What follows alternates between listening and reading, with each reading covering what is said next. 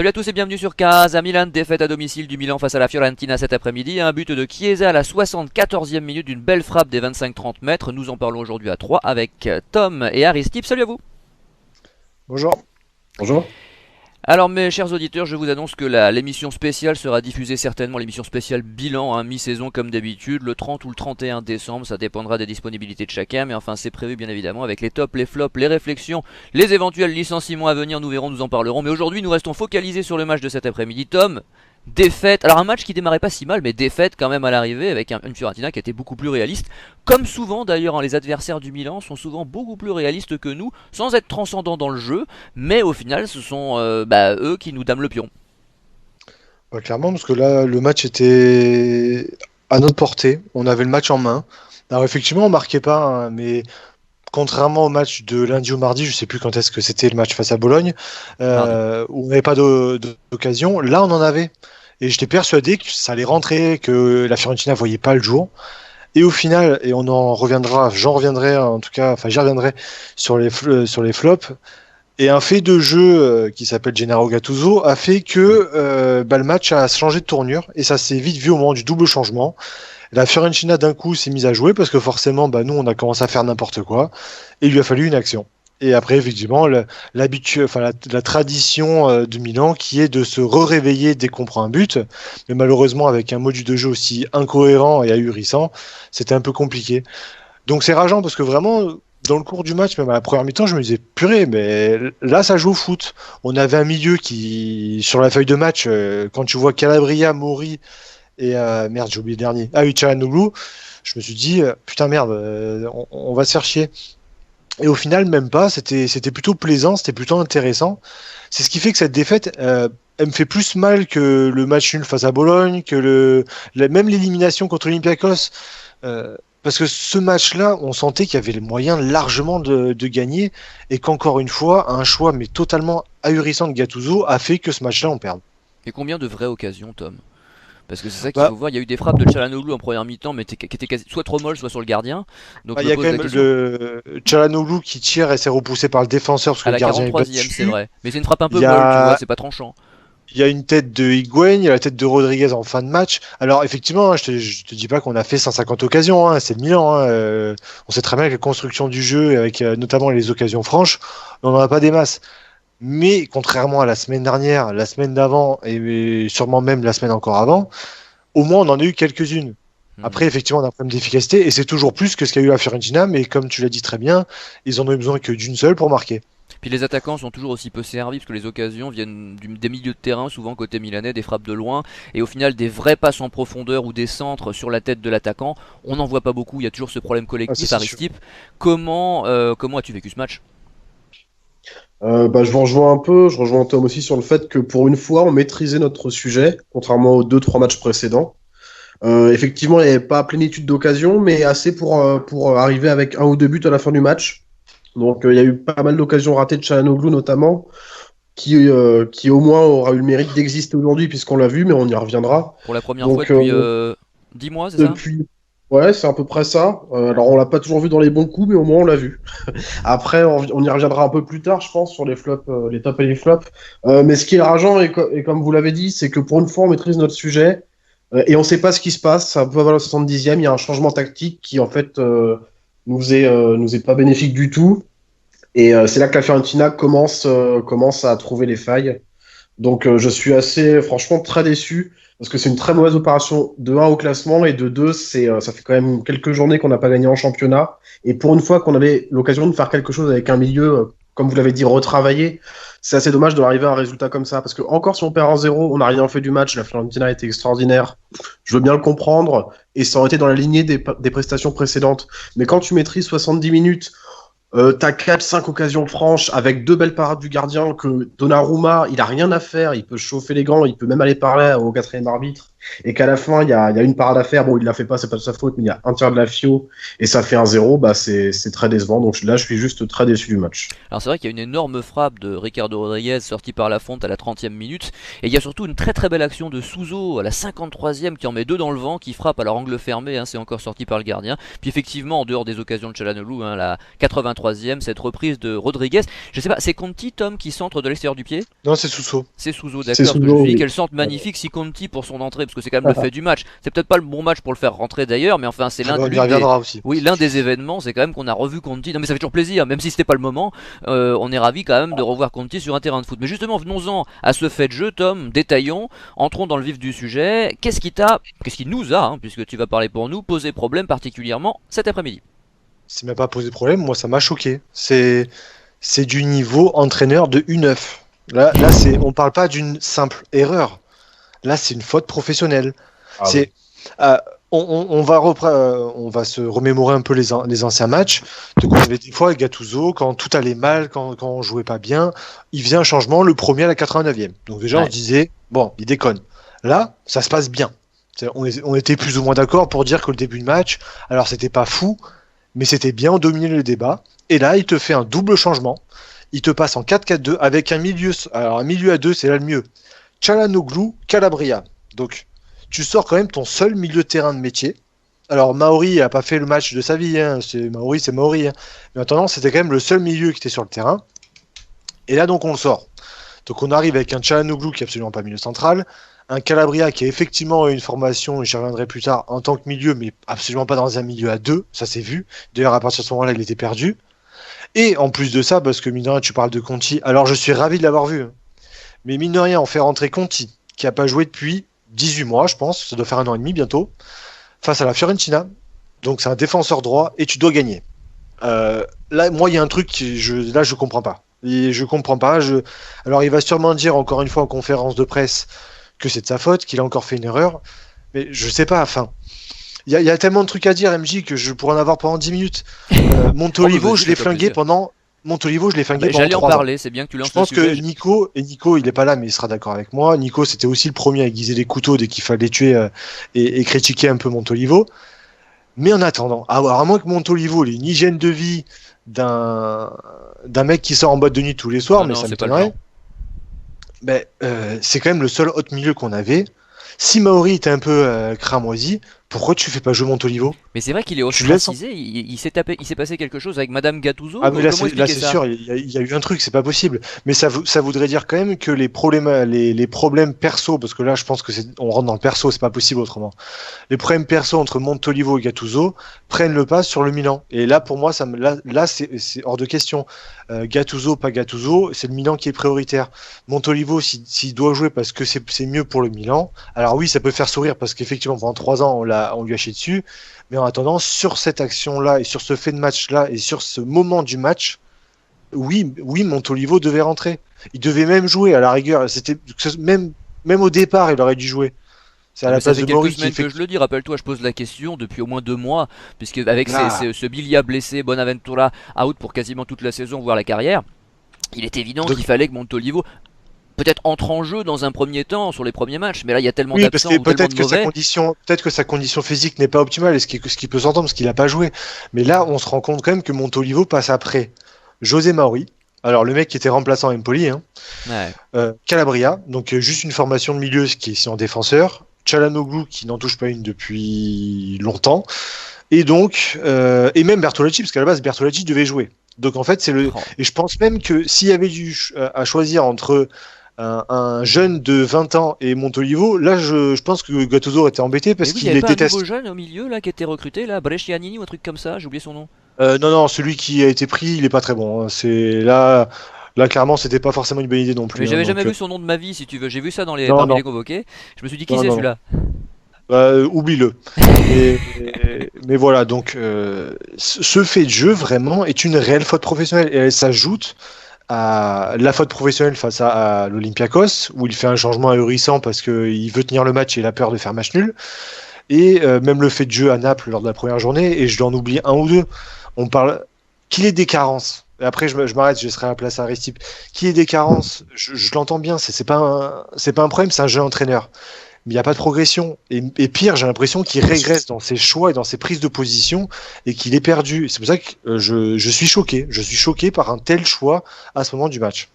Ouais, je pense que t'es pas le seul, il y a beaucoup de supporters à mon avis qui s'insurgeront contre toutes ces décisions. Aristide, du coup j'imagine que tu partages, aurais-tu quelque chose à ajouter? Et puis surtout, t'as un temps de parole conséquent, hein, a priori là, puisque Tom s'est exprimé sur la longueur, donc c'est ton tour. Oui, en effet, MJ, comme tu l'as dit, Tom a beaucoup parlé, mais a tout dit.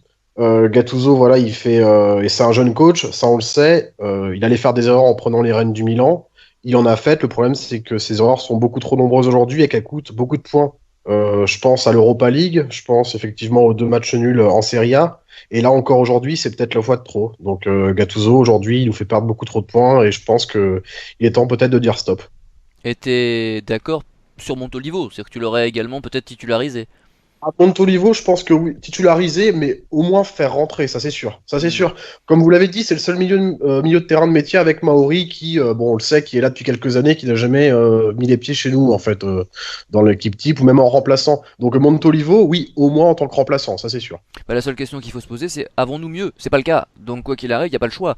C'est-à-dire qu'évidemment, l'erreur de départ, c'est de pas avoir recruté d'autres milieux de terrain à l'intersaison. On le sait bien, ça fait depuis le début de l'année qu'on le dit. Il y a un vrai déficit de milieu de terrain dans cette équipe. Mais à l'heure actuelle, l'état des lieux, c'est que tout simplement, il y a Montolivo et puis que les autres sont moins bons que lui. Donc on met Montolivo, point. Il n'y a pas de discussion. Qu'on l'aime ou qu'on l'aime pas, c'est pas la question. On met le moins mauvais. Voilà. Et puis ça se trouve, il nous surprendra agréablement, comme il a pu le faire par le passé. Parce que je rappelle que même la saison dernière, il lui est arrivé d'apparaître comme ça, sans qu'on s'y attende, et puis d'être plutôt pas mal. Ouais. Donc pour jouer la Fiorentina à domicile, il me semble que c'est pas trop demandé. On passe au top avec Tom. Alors les tops, parce que ça va être compliqué. J'ai pas le troisième, je t'avoue. Donc Ah je oui, vais tu peux en prendre que réfléchir. deux, hein. Euh, le troisième. Si, bah, ça va être la charnière centrale que j'ai trouvé quand même solide sur le peu d'interventions qu'ils ont eu à faire. C'est du minimum syndical, mais là de suite, j'en ai pas qui me viennent à l'esprit. Donc ça va être Zapata, Romagnoli. Zapata d'ailleurs, je trouve, alors lui aussi dans la lignée des joueurs que j'ai pu critiquer maintes et maintes fois, je trouve que cette saison, j'ai eu une discussion avec un ami d'ailleurs, et je me suis dit, mais c'est vrai que Zapata, il n'a pas trop fait de bêtises encore cette année. Hmm. Alors je touche du bois en même temps que je parle, hein, parce qu'on sait jamais.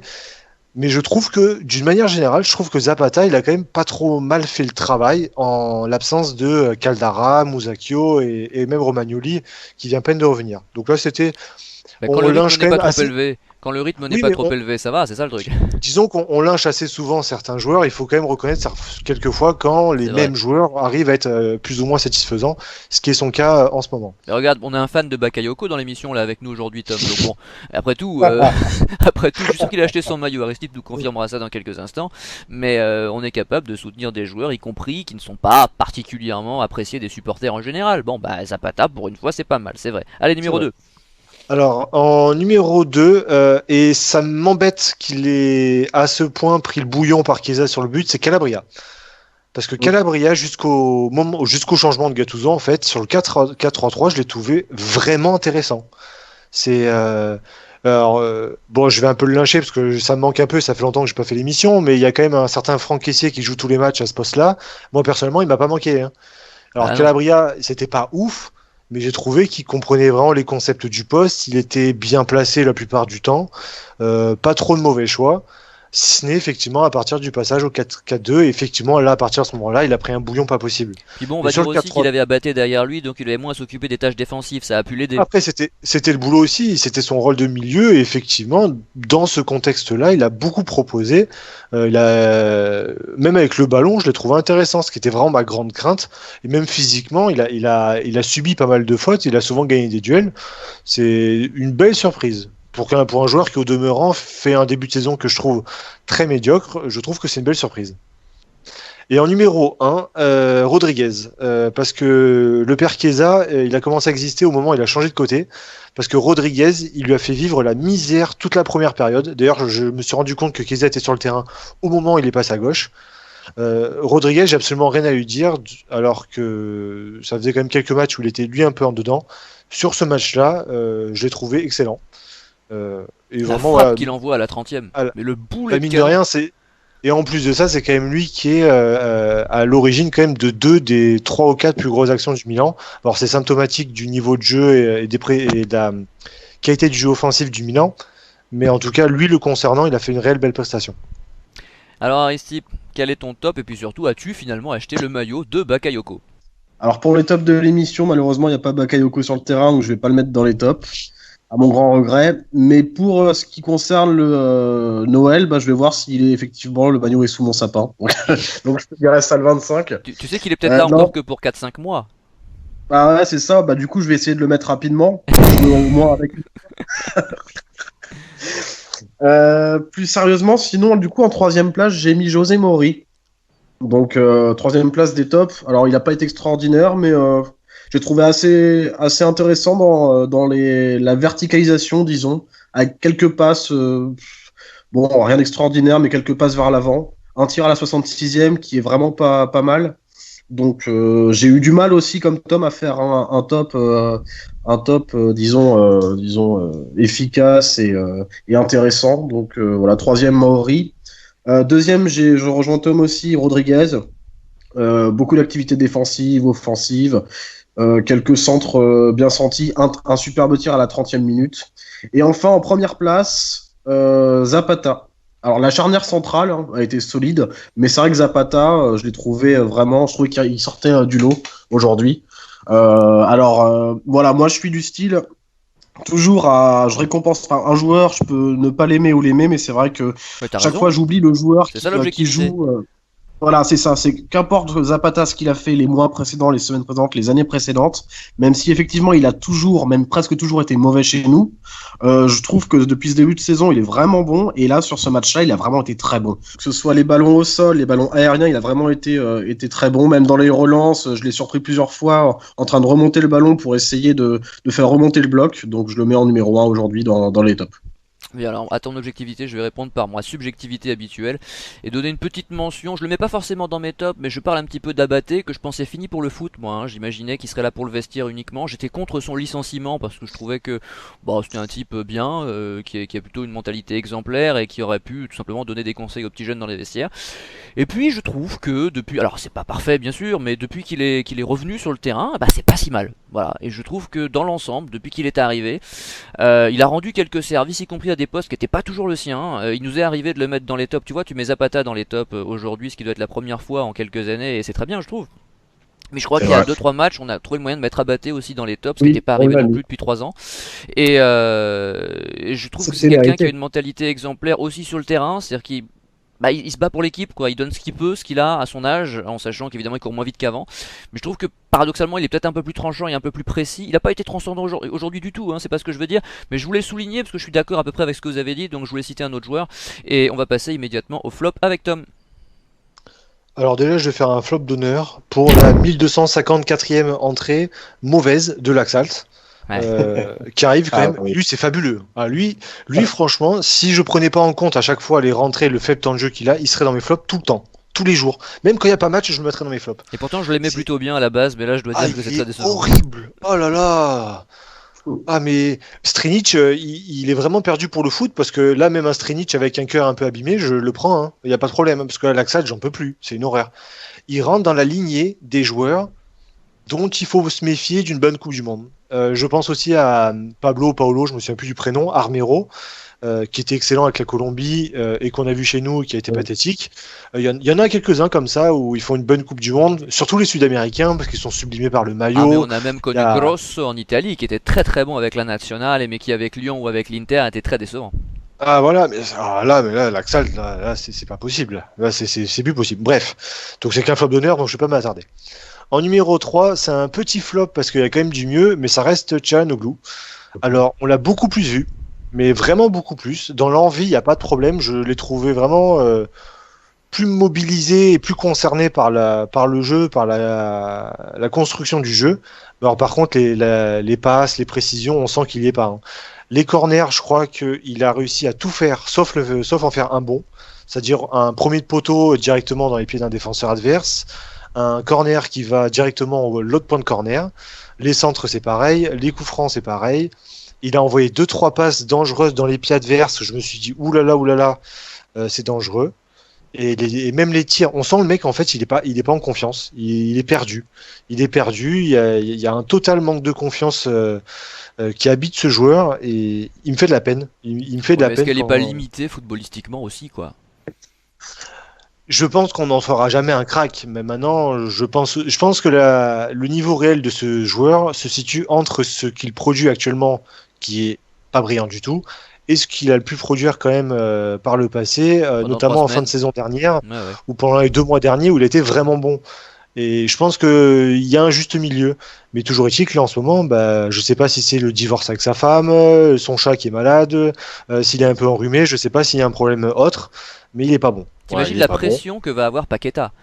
Parce que là, Ah Paqueta est bah, propulsé titulaire c'est d'office ça. avec les prestations de Çalhanoğlu.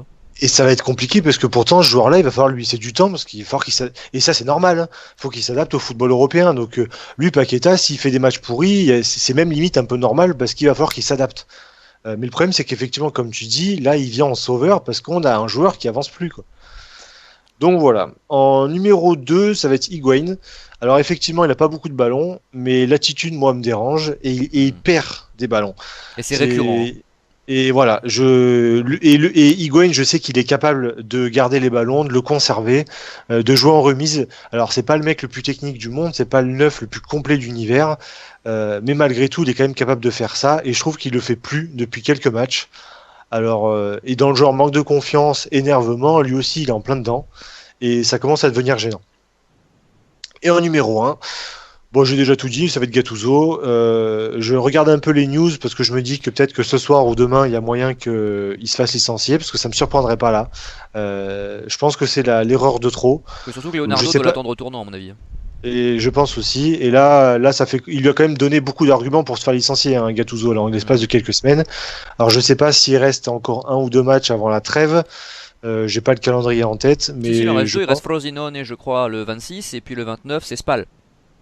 je pense que si on gagne pas le prochain match ou dans le pire ou voire dans le pire des cas les deux prochains matchs, je pense que Gattuso Dans il le la meilleur des trêve. cas, Tom. Ouais, oui, ouais, le pire, le meilleur, je sais pas. Ouais. Il en perd son latin. Et je pense que Gattuso il passera Noël avec une lettre de licenciement.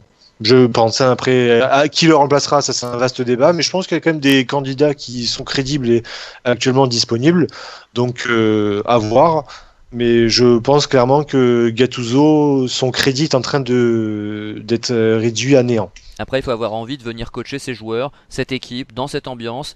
C'est pas forcément attractif. Faudra voir. Ouais, mais je pense qu'un Leonardo, un Maldini, un Gazidis, c'est la dynamique du club, elle est vraiment intéressante. J'ai lu un truc sur Twitter, je trouvais ça vraiment intéressant, et après je laisse la place à Restip, où effectivement le Milan avait vraiment essayé de tout changer. Donc il avait changé donc de président, de dirigeant. On a quand même échangé énormément de joueurs sur les 3-4 dernières années. Et la seule chose qu'on n'a pas essayé de faire, c'est d'avoir un vrai grand coach. On n'a plus de grand coach depuis Ancelotti, et à un degré très moindre Allegri, parce que c'était pas le même Allegri que l'on voit actuellement à la Juve. Et on n'a pas trouvé un vrai bon coach. On a soit un coach qui débute comme Inzaghi, Seedorf ou Gattuso, et soit on a un coach limité comme Jalovic ou, j'ai oublié le dernier, Montella bien sûr, je l'avais oublié. Donc il faut, pour moi, c'est la dernière carte du club pour vraiment, et surtout dans un objectif d'atteindre la Champions League l'année prochaine, c'est de choper un vrai bon coach. Raymond Pas Domenech. Ouais, oui, bah non, là, ça serait justement, ça serait un pas en arrière. Bon, allez, c'est Noël. Aristide, vas-y. T'as pas parlé de Castillero, tiens, je suis surpris. On va voir si Aristide le met dans ses flops. Et oui, effectivement, donc au troisième place, j'ai quand même mis Çalhanoğlu. Donc ce qui est bien avec Çalhanoğlu et ce qui change, c'est qu'on l'a vu. Ce qui est quand même moins bien, c'est qu'on l'a vu pour les mauvaises raisons. C'est-à-dire qu'il y a eu c'est lui qui a eu les plus grosses occasions du Milan aujourd'hui. Par contre, c'est lui qui a mis plus de la moitié de ses tirs à côté. Des relances ratées, comme a dit Tom, qui étaient assez dangereuses, à la 12e et à la 15e minute notamment. Des contres où il part tout seul, effectivement, du milieu de terrain à la 23e et 66e minute, puis il perd la balle, juste à cause d'une mauvaise conduite de balle. Et quelques passes ratées. Donc Çalhanoğlu, il y a du mieux dans le sens où on le voit. Il se met à la disposition de l'équipe. Il fait des efforts lors des appels, mais le problème, c'est qu'il a tout raté.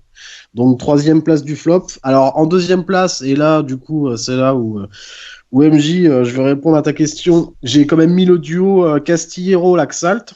Je les ai mis au même niveau, donc deuxième du flop.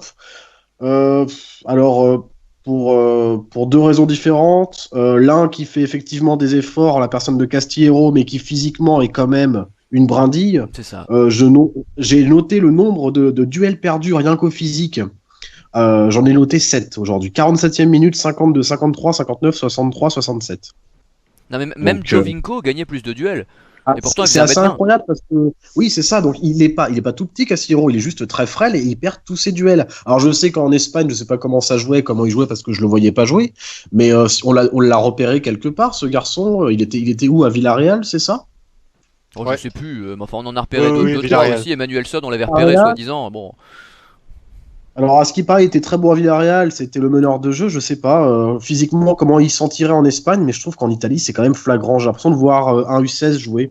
Donc c'est gênant parce que on sent qu'il a du ballon, on sent qu'il veut bien faire, qu'il se bat, malgré le fait qu'il rate beaucoup de duels, il se relève toujours et à chaque fois il va de plus belle, mais t'as l'impression qu'il a pas le niveau juste physique pour jouer au mais football. ça rappelle un peu En- Honda, qui avait du ballon Oui, aussi, mais qui physiquement. Enfin, c'est même pire qu'Honda, je pense, parce exactement que. ça. Même pire. Ah oui, je pense MJ c'est encore pire qu'Honda parce que Honda il perdait pas autant de ballons. Casemiro en perd beaucoup plus, mais c'est un peu du Ouais. même style.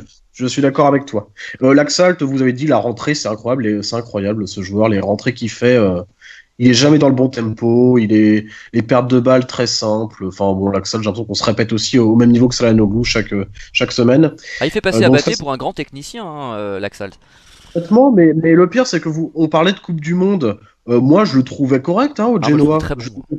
Je l'ai pas découvert juste en Coupe du Monde. Je le trouvais pas juste intéressant à la Coupe du Monde. Je l'ai vraiment trouvé correct l'année dernière avec le Genoa. Je me suis Ouais. dit plusieurs fois. Bah d'ailleurs, quand le Milan, souvent c'est quand le Milan affrontait le Genoa que je regardais les matchs de l'Axalt et je me suis dit plusieurs fois, ah attention, il est pas mal. Lui, il nous met souvent en difficulté. Bon, après, est-ce que c'est compliqué de mettre en difficulté le Milan sur un côté? C'est encore une autre question. Mais je le trouvais plutôt intéressant. Et là, depuis qu'il est arrivé chez nous, il est complètement à la ramasse.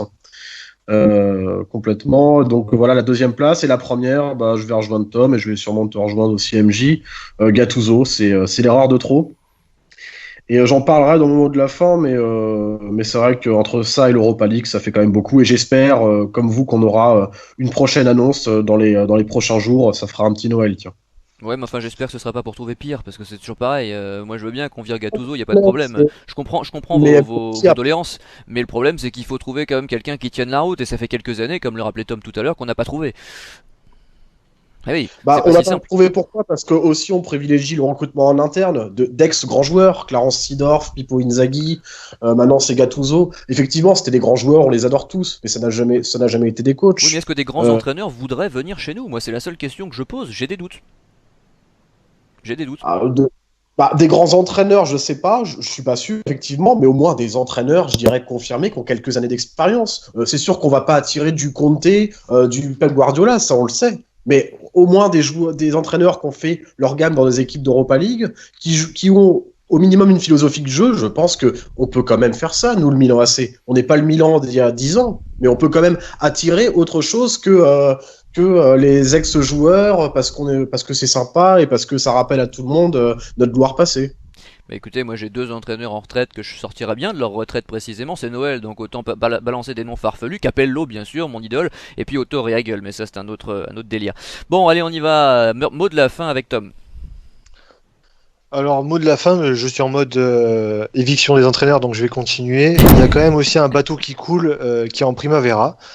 Parce que là, j'ai pas regardé le classement, j'ai vu qu'ils avaient encore perdu ce matin. Ils sont à avant-dernier ou dernier, je crois. Oh, quand Bref, même. mais ridicules. Et le coach en question arrive à être encore plus mauvais que Gattuso. Si, c'est possible. Euh, et j'attends de voir vraiment la nouvelle politique du club. Alors j'ai plus de doutes sur Leonardo et Maldini, enfin surtout Leonardo, sur le fait de mettre en avant et de favoriser le recrutement des jeunes, en tout cas de mettre en avant en tout cas le vivier interne que l'on peut avoir. Maintenant, on a quand même Gazidis qui est arrivé, qui vient de l'Arsenal, et Arsenal était quand même réputé pour être un club favorable à tout ce qui est recrutement de jeunes, Étranger. formation, etc., etc. Oui, même la formation, ils avaient quand même eu deux trois jeunes qui étaient bons. Le problème, c'est qu'après, ils les faisaient pas jouer. Mais par contre, c'est vrai qu'Arsenal a un bon centre de formation. Ils ont quelques jeunes qui sont vraiment intéressants. Et j'attends de voir parce que vraiment c'est très inquiétant. Et la Primavera coule dans la plus grande indifférence, où la seule petite éclaircie, c'est un certain Daniel Maldini, Qui a fils marqué de. récemment, là, ouais. Bah, il en a 4 buts d'affilée sur 4 Ouais. matchs là. Lui, c'est encore là sur la défaite de 1, c'est encore lui qui a marqué. Il avait marqué le week-end d'avant, le week-end encore avant, et je crois même le week-end encore avant. Donc pour un ailier, par contre, c'est la seule éclaircie de ce Milan U19, parce que sinon c'est vraiment très très très inquiétant. Donc moi qui suis vraiment particulièrement les jeunes, je trouve que d'une manière générale, le secteur jeune cette année, ça va vraiment pas très bien. Et même au-delà de la Primavera, ça va vraiment pas fort, compte tenu pourtant du potentiel qui a été qui est là et les choix mis en place par notre ancienne direction, parce que là pour le coup c'est pour ça que c'est très particulier, c'est Monsieur Fassonnet et Mirabelli qui avaient fait un peu plein de changements au niveau des coachs, des idées là, et je pense que là les premiers résultats sont loin d'être brillants et même particulièrement inquiétants. Ah bah moi, quand Berlusconi est parti et que les Chinois sont arrivés, puis d'ailleurs le fonds Elliott, j'ai clamé haut et fort que le projet jeune allait être abandonné. En tout cas, j'avais ces craintes-là. Et là, c'est vrai que, enfin, on atteste le traitement réservé à Bellanova et Plizzari, qui sont quand même tous les deux finalistes du championnat d'Europe des moins de 19 ans, je le rappelle à chaque émission, donc je vais le faire aujourd'hui aussi, et qui ne jouent pas, qui sont totalement aux Et, oubliettes. Alors je sais pas et si Bellanova Bellanova, paye sa photo avec Ronaldo et puis Chiellini derrière en arrière-plan, comme le disait Nico, hein, enfin en tout cas une partie du corps de Chiellini, ça s'appelle une synecdoque en littérature. Mais pour Plizzari, c'est pareil, c'est totalement incompréhensible, même si effectivement on a recruté Reina, mais j'ai toujours été contre ce genre de procédé qui consistait à recruter des pré-retraités étrangers pour prendre la place des jeunes Italiens performants qu'on voyait avec les sélections de jeunes. Mais je parle même pas du Milan, je parle encore une fois de la Nazionale et U19, vous voyez, et qui étaient performants et dont le talent n'est pas à démontrer. Voilà. Et on en voit le résultat. On en voit le résultat. Ça a poussé Locatelli à partir. Alors je sais, Locatelli voulait partir, tout ça, on peut raconter ça pendant des heures, mais ça va pousser d'autres joueurs à partir. Et on est en train de brûler notre vivier. Alors tu dis qu'ils sont pas très performants cette année, mais enfin les deux que je cite là, eux sont très bons. Mais je sais même pas s'ils jouent en Primavera, d'ailleurs les deux Bellanova et Plizzari, je suis même pas sûr. Donc sincèrement, c'est scandaleux et je trouve ça extrêmement grave, préoccupant, mortifère. Et on est en train de scier la frêle branche sur laquelle nous étions assis. Et c'est ça aussi qui fait que le Milan perd son âme, c'est qu'on ne transmet pas, on n'en transmet plus le témoin, ça fait des années qu'on le dit, on avait eu la possibilité de le faire, c'est vrai qu'on l'a fait un peu avec Donnarumma, malheureusement qu'il l'a mal saisi, et puis avec Cutrone, qui j'espère va continuer à s'affirmer si on veut bien lui donner plus de temps de jeu. Je suis très troublé et déçu par ça, Tom. oui, Bellanova quand même pour la petite information, qui est supervisé par la Samp. Bellanova qui est en fin de contrat en juin, qui n'a toujours pas prolongé. Et bah, vu que j'ai pas assez critiqué Gattuso, je vais remettre un petit tacle. Je pense que la gestion de Gattuso sur Bellanova, parce que Bellanova a eu quand même moult occasions d'au moins rentrer en jeu cette année, ce qui n'a pas été le cas, puisqu'il n'est même pas convoqué. Je pense que Gattuso, en plus de nous foutre dans le pétrin au niveau sportif, va peut-être aussi nous faire perdre un de nos plus grands talents. Donc là, c'est pas que aussi les dirigeants.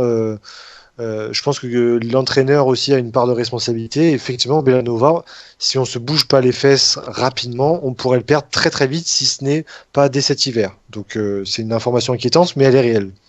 Eh bien c'est bien regrettable. Aristide, ton mot de la fin. Mon mot de la fin, je vais parler d'une chose que je pense depuis quelques mois, mais à chaque fois, j'ai pas le temps d'en parler ou j'oublie. C'est les coups de pied arrêtés au Milan. Euh, je sais pas quoi en penser, à part doit être l'équipe la plus mauvaise de Serie A en coups de pied arrêtés.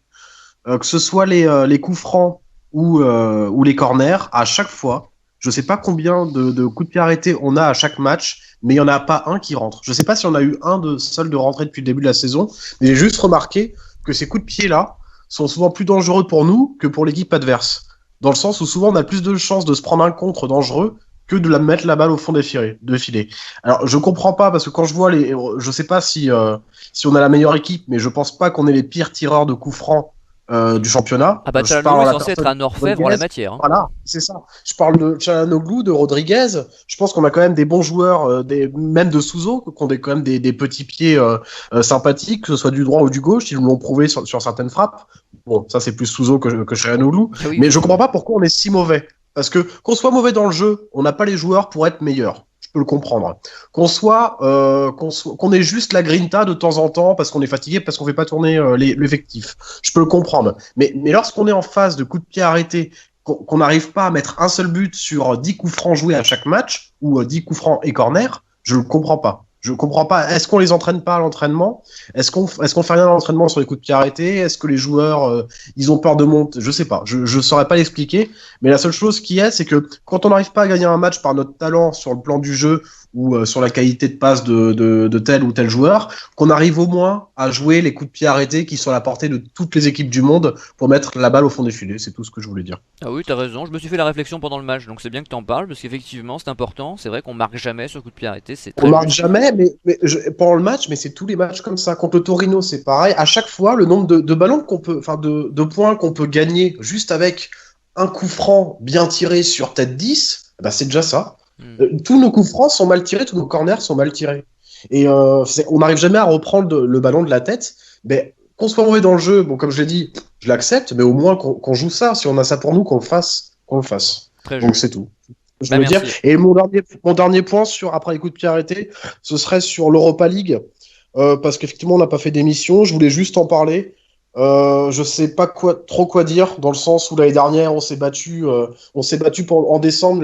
L'ancienne dirigeance disait bon voilà, pour la Champions League ce sera raté, mais on va tout faire pour accrocher l'Europa. On en parle après chaque journée. On l'a enfin décroché. On fait appel au TAS, je crois, pour pouvoir réintégrer la Ligue Europa après l'élimination de la part de l'UEFA, je crois. On fait ça, tout ça pourquoi? Pour se faire éliminer par l'Olympiakos par 2 buts d'écart. Donc je voulais juste dire que c'était honteux. C'était Ouais, juste une totalement, mais prestation honteuse et on s'est battu pendant 6 mois, pendant 8 mois en faisant appel à la justice pour arriver à un résultat comme cela, en se faisant éliminer nous-mêmes. Mais je te Voilà. rassure, j'ai eu Nico au téléphone le lendemain du match, il est très remonté, je pense que le sujet sera abordé pendant la spéciale, donc je le rappelle qu'il y aura lieu le 30 ou le 31. On sait pas encore si on fera Frosinone et la Spal, ça dépendra de plein de choses, parce que c'est quand même pendant les fêtes de Noël, donc on a d'autres choses à faire en famille aussi.